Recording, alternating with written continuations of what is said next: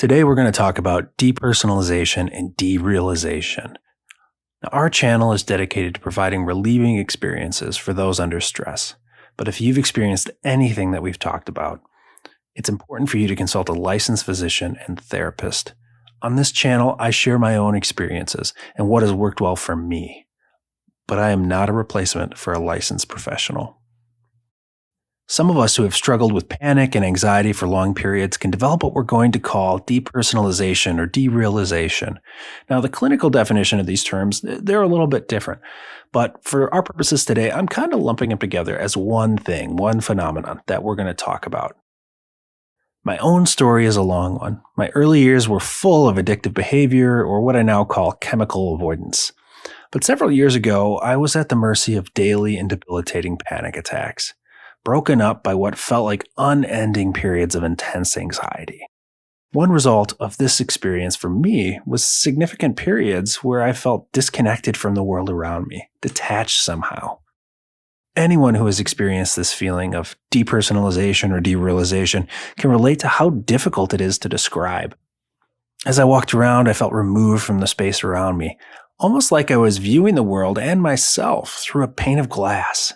I would look into the mirror and my reflection would seem alien to me. I even recall celebrating a holiday with my parents and sisters.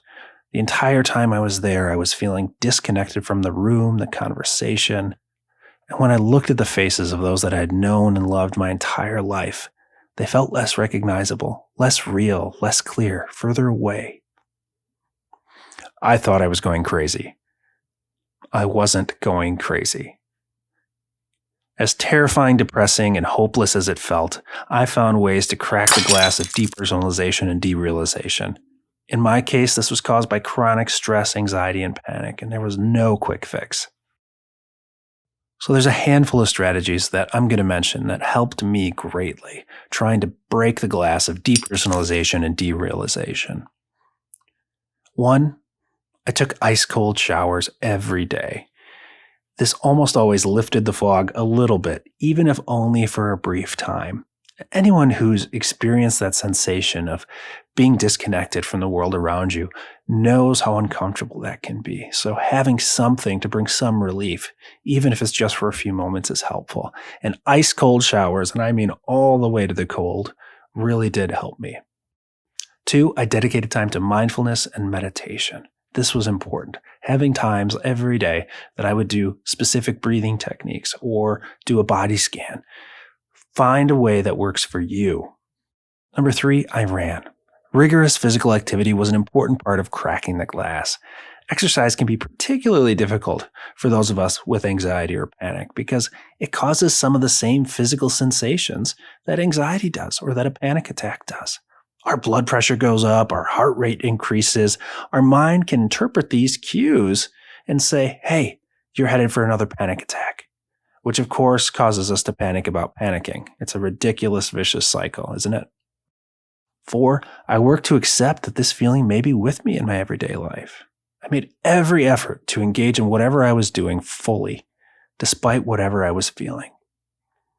In fact, I'd often acknowledge that crazy, disconnected feeling that was visiting me. I'd say things like, hey, crazy, detached feeling, I notice you there. You can stay. I'm going to work on this report for work now, with or without you.